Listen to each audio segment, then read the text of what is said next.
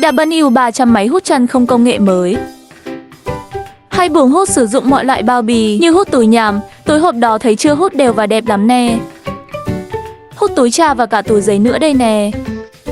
Sử dụng cả túi bạc trong, túi tĩnh điện và túi trơn. Túi kẽm tích hợp 2 động cơ hút mạnh mẽ. Máy được nâng cấp mối hàn 6mm ngang lên đến 30cm dày dặn kín kẽ kiểm soát lực. Hút khô và ướt cả đồ bột và đồ dầu mỡ. Điều chỉnh nút hàn nhiệt đa năng sử dụng liên tục bền bỉ.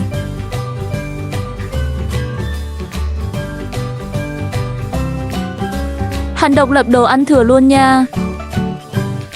Máy còn có chức năng thổi phồng nữa nè. Và kết hợp với dao cắt túi tiện lợi.